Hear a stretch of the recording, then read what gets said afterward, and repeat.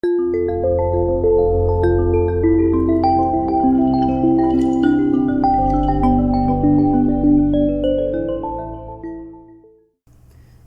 bienvenidos nuevamente al canal.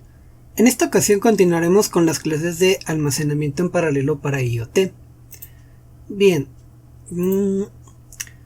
nos toca platicar acerca sobre los medios de transmisión para su almacenamiento. Para empezar tenemos varios medios de transmisión, y cuando me refiero a medios de transmisión me refiero a aquellos relacionados a las redes. Un sensor o un dispositivo de IoT tiene varias maneras de comunicarse a Internet. A veces lo hace directamente el dispositivo, a veces usa otros dispositivos para realizar la conexión. Por ejemplo, podríamos nosotros comunicar un dispositivo por medio del Bluetooth, que es un protocolo bastante conocido y es muy fácil de implementar la comunicación. El inconveniente que tiene el Bluetooth es de que, a final de cuentas, tiene un rango muy limitado para su interconexión. Y si bien se puede montar redes sobre Bluetooth, también hay que tener en cuenta que se tienen que realizar ciertos pasos para comunicarlos directamente hacia Internet. Por ejemplo, otro de los medios que regularmente utilizamos, y es el de los más sencillos, pues es el Wi-Fi, que lo podemos utilizar en dos de las bandas, en 2.4 y en 5 GHz, para realizar la comunicación de este tipo de redes. Tiene las ventajas de que tiene un mayor ancho de banda para poder enviar información, y aparte, dependiendo del tipo de dispositivo, podemos transmitir por largas distancias hasta llegar a una terminal donde podamos conseguir internet. El inconveniente que tiene el Wi-Fi es de que a veces en algunos dispositivos es un poco más complejo de implementar, aunque en general un adaptador USB es más que suficiente para realizar ese trabajo. No obstante, al ser un tipo de transmisión inalámbrica, también tiene algunas situaciones a cuidar, como por ejemplo el hecho de que si se utilizan antenas para la comunicación, estas antenas deben de cumplir con ciertos requisitos para que no haya interferencia. También podemos utilizar otros medios de radiofrecuencia. Al final de cuentas, el Bluetooth y el Wi-Fi son radiofrecuencia, pero no son los únicos medios de radiofrecuencia.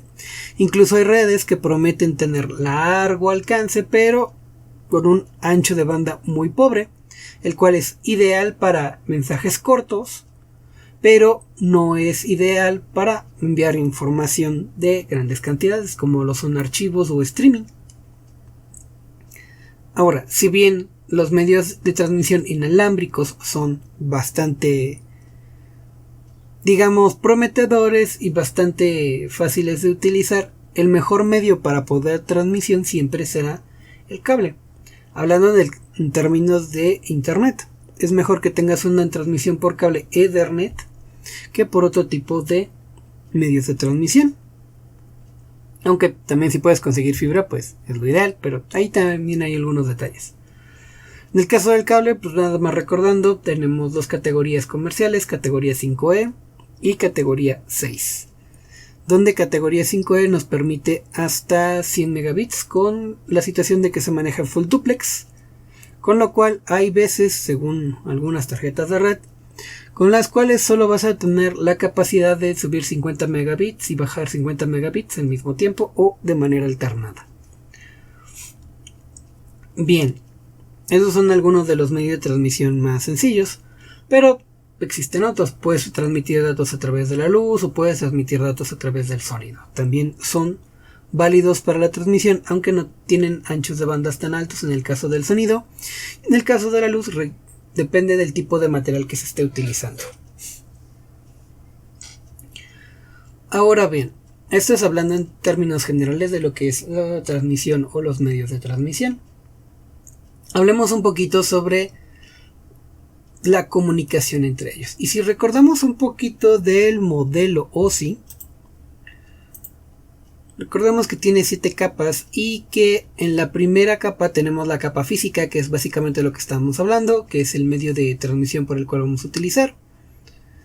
En la capa 2 pues vamos a tener lo que le llamamos la capa de enlace de datos, donde regularmente tenemos protocolos como aquellos que requieren la MAC, principalmente para determinar hacia dónde va un paquete o no.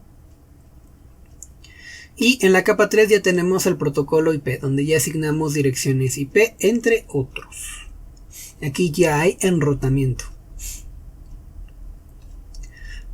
Si bien ahorita no voy a tratar mucho la parte de direcciones IP, porque nada más debemos recordar que existen dos protocolos principales, IP versión 4, IP versión 6. En un mundo ideal, los dispositivos de IoT nos van a empujar directamente a usar IP versión 6. Sin embargo, dependiendo mucho de la infraestructura de cada país, hay veces que no es necesaria meter una IP versión 6. Continuando un poco hacia la capa 4 y a donde ahorita nos vamos a concentrar. La capa de transporte, o también llamada capa 4, es aquella donde se envían los datagramas una vez que ya se conoce a qué IP está dirigida. ¿Qué tiene interesante esta? Pues es aquí donde empezamos a tener el concepto de protocolos de transmisión de datos o transmisión de transporte, como es TCP y UDP. Donde en TCP, que significa protocolo de control de transmisión, y UDP, protocolo de datagramas de usuario, enumeran una serie de puertos, regularmente a partir del 0, no estoy seguro, creo que empezábamos desde el 1, no recuerdo si el puerto 0 está reservado, hasta 65.535, 34, no recuerdo muy bien. Es la mayor capacidad que se puede hacer con 2 bytes, si mi memoria no falla, para tener puertos. Entonces tenemos puertos que son de UDP y tenemos puertos que son de TCP. ¿Cuál es la diferencia entre ellos? Los puertos de UDP, el que envía, manda la información y no le importa si llega o no, él solo tiene la tarea de enviar la información. Y el que recibe puede o no llegarle la información. Si llega un paquete corrupto, simplemente es desechado. Esto para el caso de UDP. En el caso de TCP, como su nombre lo dice, hay un control de transmisión. Todos los datagramas, o más bien toda la información, se secciona en pequeños paquetes, en datagramas, que van numerados con un orden para saber cómo se tiene que reconstruir la información del otro lado. Por lo tanto, el que envía manda los paquetes y si por algún motivo se pierde algún paquete en la transmisión de datos, el receptor puede solicitar de nuevo al emisor que reenvíe dicha información. Por lo tanto, los protocolos de TCP son un poco más lentos que los protocolos de UDP, pero los protocolos de TCP pues mantienen esa parte de que toda la información llega correctamente. UDP regularmente se utiliza en videojuegos, así que cuando ustedes tienen pérdida de paquetes y están en un juego, es lo que nosotros conocemos como lag. También cuando se está haciendo un streaming a través de una cámara IP, y este utiliza un protocolo que funciona por UDP, es normal que se pierdan frames porque pues, precisamente se utiliza UDP. En llamadas de voz por IP, dependiendo del proveedor, a veces se utiliza TCP, a veces se utiliza UDP. Originalmente se debería usar UDP, pero con el fin de mejorar la calidad o mantener un estándar de calidad, se utiliza TCP para que llegue con cierta cantidad de calidad del video. Solo que para lograrlo, siempre es necesario habilitar un QoS dentro de la red donde se está trabajando. Recordando que QoS es la calidad del servicio, Quality of Service. Bien, dicho lo anterior, pues tenemos un montón de protocolos. Si ustedes buscan en internet protocolos de internet,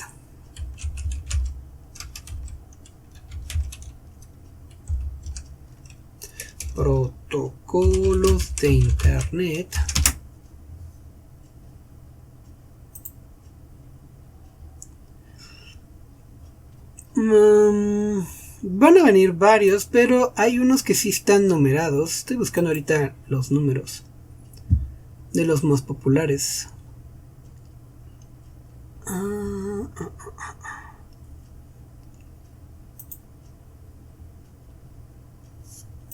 Protocolos de internet.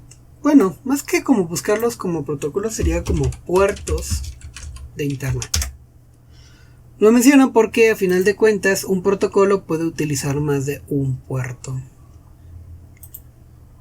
Y por lo menos Wikipedia viene como puerto de red y viene el listado de números de puertos conocidos. Y por ejemplo, los protocolos más conocidos en el caso de TCP pues puede ser el HTTP, que todo el tiempo lo estamos utilizando para ver páginas web en el puerto 80. Otros, por ejemplo, podría ser el puerto FTP, que es puerto 21. Déjenme checar. Sí, puerto 20 y 21 para TCP, aunque se puede usar únicamente el 21. Para enlace remoto tenemos SSH, que también es de TCP.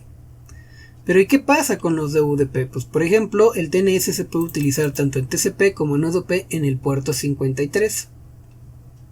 Otro, digamos, protocolo interesante que utiliza UDP es TFTP, que es el que utilizan, por ejemplo, en los routers de Cisco para enviar la imagen cuando borraron la IOS del dispositivo. También en UDP hay servicios como por ejemplo NetBIOS, que es el que nos sirve a sacar o a controlar los nombres de dominio de Windows, específicamente en máquinas Windows. En fin, hay muchos protocolos con muchos puertos. Dependiendo de lo que estén realizando, pues van a ocupar un protocolo o un puerto. De hecho, nada evita que ustedes no crean una aplicación que utilice el puerto que ustedes quieran, excepción de los primeros 1024, porque esos primeros 1024 regularmente están reservados por el sistema y necesitan ser administradores para poder ocuparlos. Pero en general pueden ocupar cualquier número de protocolo que ustedes quieran. Por ejemplo, si ustedes llegaron a tener Xbox, el puerto 3074, tanto en TCP como en UDP, es utilizado para Xbox Live, por dar un ejemplo. Bien, ¿y qué tienen interesante estos puertos y protocolos? Bueno, para empezar, los dispositivos de IoT pueden ocupar ambos, pueden utilizar TCP o pueden utilizar UDP. Por ejemplo, un protocolo y puerto muy utilizado para dispositivos de IoT es MQTT, o pronunciado como MQTT, que utiliza el puerto 1883 de TCP, con el cual y a través de ciertas cosas ustedes pueden interconectar algunos dispositivos, principalmente no DEMCOS, aunque también se vale con Arduino, para poder entablar comunicaciones.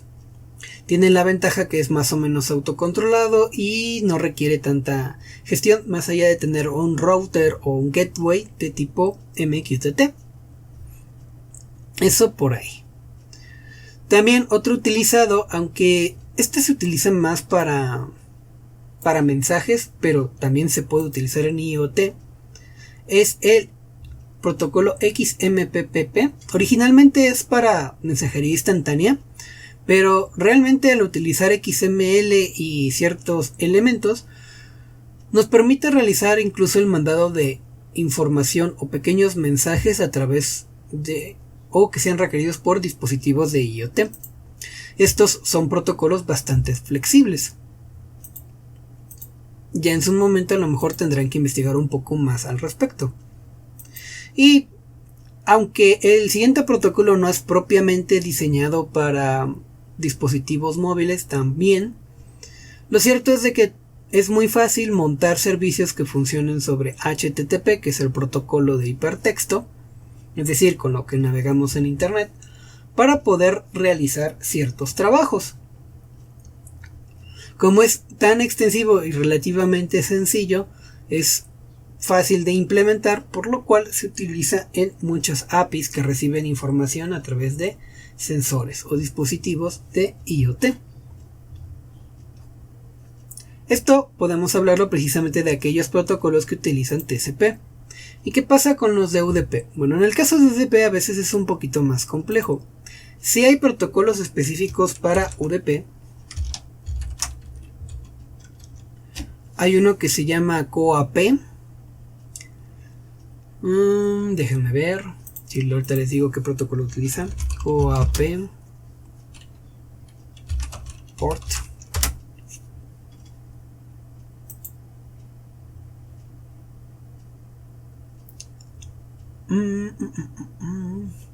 Es un protocolo específicamente para IoT, para interfaces máquina y máquina, diseñado para pequeñas redes en IP versión 6, pero déjenme ver qué puerto utiliza.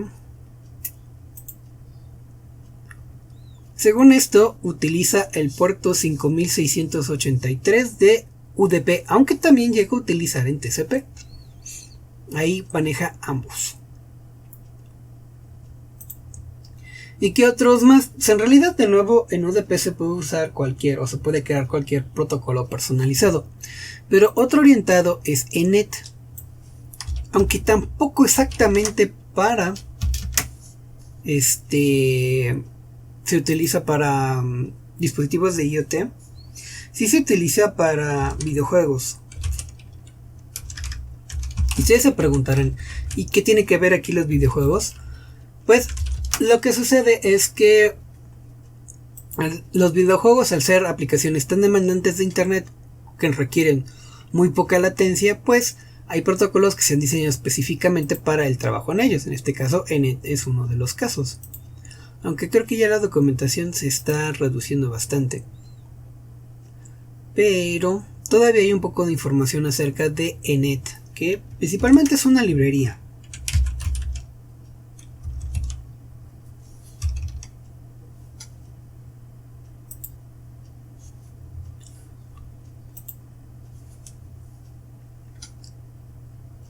Dice que ENET es un protocolo relativamente pequeño, simple y robusto para comunicaciones entre redes. Está construido sobre los puertos UDP o sobre el protocolo UDP, con la principal característica es que sea confiable y que mande en orden los paquetes. Entonces es interesante porque una de las características que tiene UDP es el de que le vale gorro cómo funcionan los paquetes, pero ENET trata de hacerlo lo más confiable posible.